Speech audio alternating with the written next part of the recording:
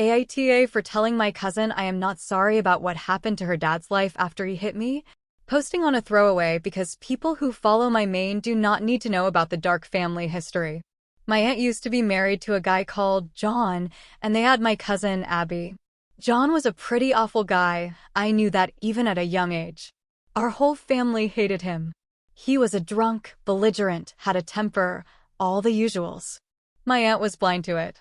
One day, when I was 8, I was over at their house with Abby, and my aunt was supposed to be watching us.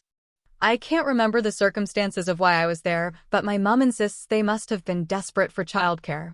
Anyway, my aunt was supposed to be there and John was supposed to be at work, but she gave me a phone just in case of emergencies. John came home at some point during the day and went straight to bed. Me and Abby were playing in her room and my aunt was downstairs. I guess we were making too much noise because John woke up and totally lost his dodo. He stormed into the room, screaming at us. It all happened pretty quickly, but from what I remember, he shoved Abby to the ground and kicked her. Not hard, just sort of pushed her with his foot while she tried to get up.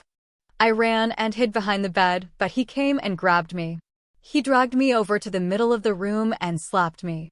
Again, not that hard, but enough to make me cry because I'd never been hit before. My scream brought my aunt into the room and she was pretty scared.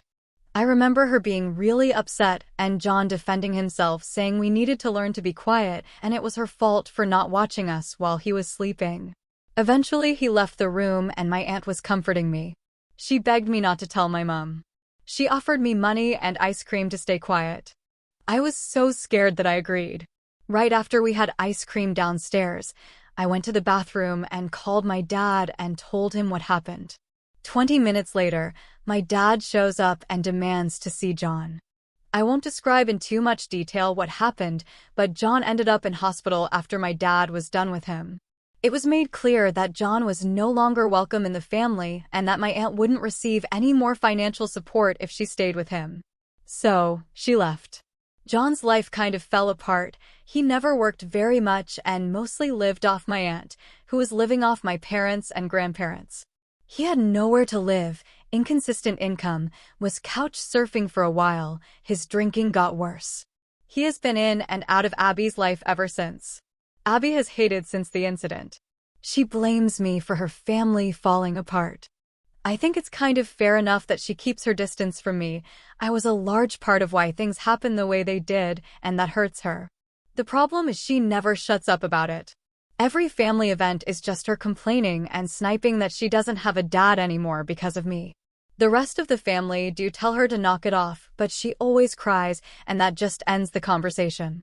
She gets worse about it when John drops contacting her for a few months.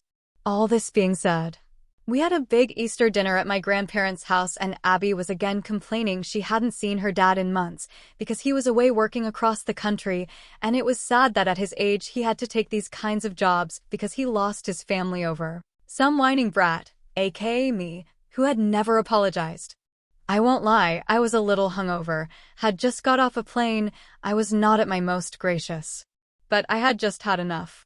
Before anyone else could tell her to knock it off, I said I wasn't the least bit sorry about what happened to her dad. I said he was an abusive POS, and just because she was okay with him hitting children doesn't mean anyone else was. And that if he had had 2 brain cells that weren't constantly fighting, maybe he'd have been smart enough to keep his unhinged behavior focused on the people who would put up with it. Well, that didn't go down well. Abby completely broke down, trashed her plate and glass, called me a psychopath, and left. My mother, stepdad, grandma, and aunt think I went overboard. Grandpa and stepbrother are on my side. Thanks for watching the video.